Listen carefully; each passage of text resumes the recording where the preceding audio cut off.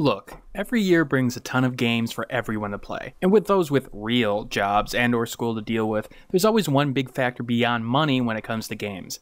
Time. And a lot of people miss some of the hidden gems that were created during the year. Despite indies rising and making significant impacts in the market, smaller games do get lost in the fray occasionally and don't get the coverage they deserve. And so this list is to highlight those games that you may have missed out on this year. These are games that I have played myself that I believe people should take a look at. There's a couple of rules on this list though. If I haven't played the game, like Valiant Hearts for example, I'm ruling it out. In addition, if I think it's gotten reasonable attention, then I'm also cutting it out, such as This War of Mine. I know that's subjective, but it is a judgment call on my side here.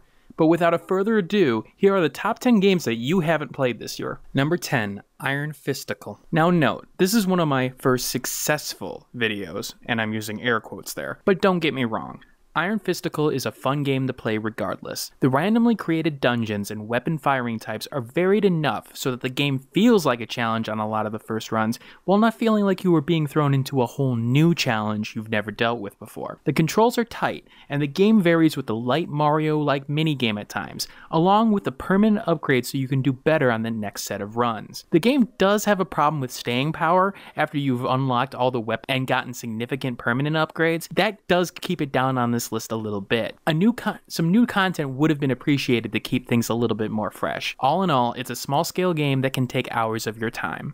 Number 9, Fist of Jesus. Jesus killing zombie with his bare hands? What more could you want? Okay, besides the silly premise that the game goes for, the cute art style mixed with the solid controls and basic combat makes a game that surprisingly feels refreshing in the beat 'em up genre. That's the thing. A lot of beat-em-ups use combos and enemy types for variation to make gameplay fresh. Surprisingly, Fist of Jesus didn't need to do that. It already did it with the different missions and level and enemy layout. It's a nice change of pace actually, and despite the touchy subject matter, it's actually somewhat respectful of what the layout is. A good beat-em-up to play to unwind, and can actually give a reasonable challenge in later levels. The game does get limited by its simple gameplay to a certain extent, however it is a nice game to bust out and play for 30-minute segments at a time, and the powers are always fun and hilarious to use. Just don't stare at Jesus' face for a while. It may get into your head. Number 8, 6180 The Moon. Now note, this is definitely an art piece, and while the game can be beaten in about 2 to 3 hours, it's a puzzler with a wonderful soundtrack that will relax even the most stressed of people. Seriously, take a listen.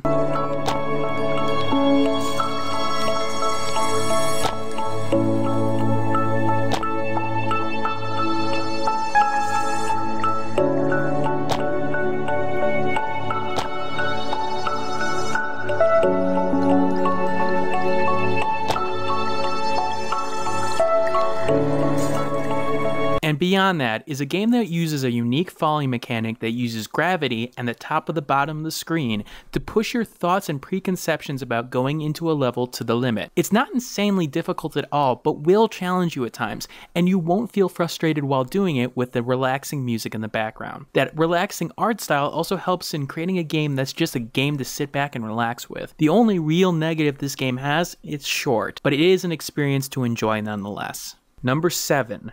Strider. Taking a step back to an older generation, Strider is a modern day upgrade that surprisingly didn't get picked up by a bunch of people, although it really should have been. The Metroidvania-like structure and travel of the landscape is coupled with solid gameplay and controls that bring combat to the centerfold. There's a good mix-up of levels that keep the game fresh, while the bosses will keep the challenge coming and test the skills that you've learned up to that point. A solid game, and one that you really should take a look at if you haven't had the chance. With the different power-ups you can pick up in the game, combat will have enough variation in it, even if you focus on your main blade for most of the time. The graphics do a good job of bringing the world to life, and I found the soundtrack surprising and beyond my expectations. But again, what puts the game on this list is the gameplay, which will be enjoyable throughout the game's length and should be a game that you aim to pick up in a Steam sale. Number 6.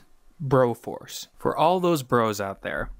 No, not those ones. Now I admit, I almost didn't put this on the list because it did get a bunch of press and fanfare out there at the time, but honestly enough people that I talked to didn't play it. That in the end is why I put it on the list. It's good dumb fun with unique characters and weapons that want you to keep unlocking and playing it more. It's great Twitch gameplay, not the service, reactionary, and it's something that I want to go back and see what they've updated again and again, which they've been doing reasonably over the last year. The different bros in this case all play differently and have their own special powers, like Neo being focused on close quarters combat or Snake being a sniper-like character. Co-op is a blast too, especially when you leave your poor bro when you're escaping the level on a helicopter. It's fun times for all, and for a reasonable price given the content. It's good, dumb fun, and really, what did you expect out of a game labeled Broforce? Number 5. Lethal League. This made the rounds on YouTube, and yet what's under the hood is a solid party game that should be enjoyed with a variety of friends. It's a reaction game that reminds me of Super Smash Bros. Mixed with Pong, with each character having their own spin on gameplay, and with different special moves to hit the ball, it makes for a game that keeps the heart rate up and the game exciting. While I haven't played a whole lot of it, what I have was a fun experience all around, and a game that I'll keep going back to from time to time, and hopefully I will play some more with others. There's nothing more exciting than seeing the game pause as the action of a ball starting to get hit to ridiculous speeds is brought to everyone's attention, making those who have to hit that or dodge that ball anticipate what's coming. It's a solid game for you and your friends to just beat the crap out of each other. Number 4.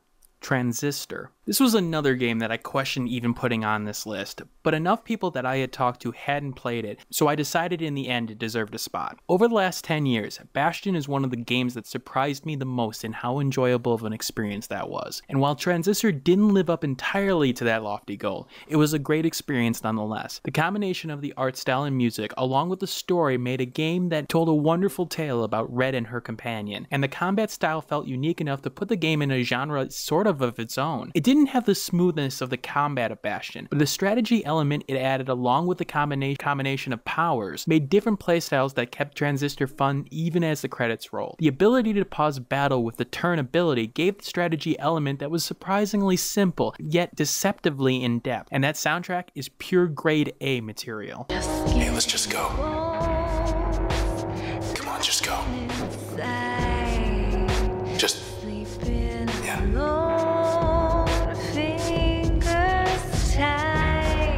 Transistor is a fantastic game to pick up on the cheap, and a game that you should play through to the end. Number 3.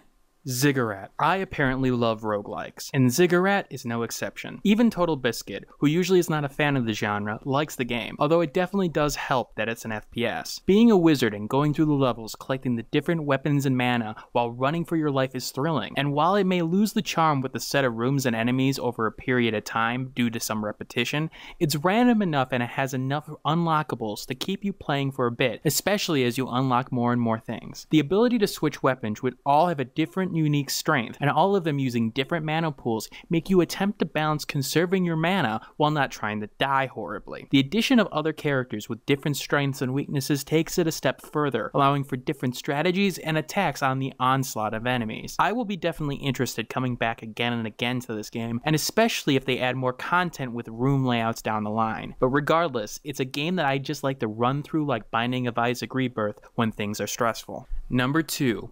Schrodinger's Cat and the Raiders of the Lost Quark. Mix puzzle and platform elements and throw in nerdy and science humor, and you get Schrodinger's Cat and the Raiders of the Lost Quark. Honestly, I love this game, and I'm beating myself up for not beating it yet. I'm hoping to do that by the end of the year. The design is where the game shines. The ability to use quirks to make the different combinations and the way to capture your enemies make you think on how to best use the quirks you have in your possession, and yet can be accessible for others if they decide to focus on one or two combinations that work for them. I love the humor as it reminds me of a more refined Sam and Max setting, and the art style is pleasant on the eyes while not being horribly distracting. While the controls can feel floaty to some, I was able to easily adjust, and it made it one of the most underrated games that I had played in a while. It's a shame that more people haven't given it a chance. If you like puzzle platformers and want something different out of your experience, you really should look at this game, and I will find time in my busy schedule to beat it, I swear. Number 1.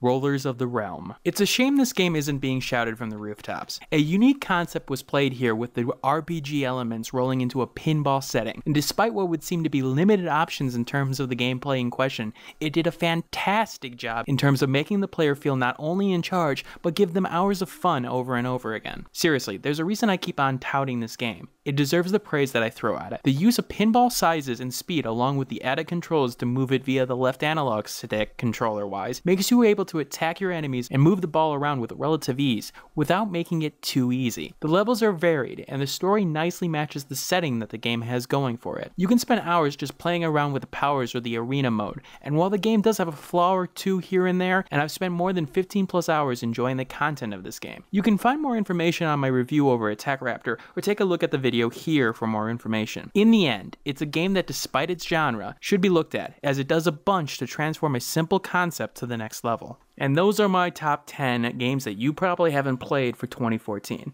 Now, I'm always on the lookout for new games and games for me to recommend to people. So if you know of ones that you think people should be playing that I haven't, leave a comment below recommending them.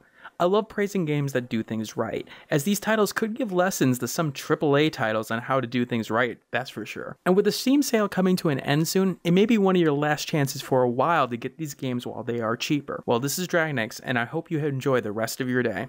Hey, thanks for watching. If you have a chance, leave some feedback and comments below. If you liked the video, hit that like button. And if you want more content like this, hit that subscribe button.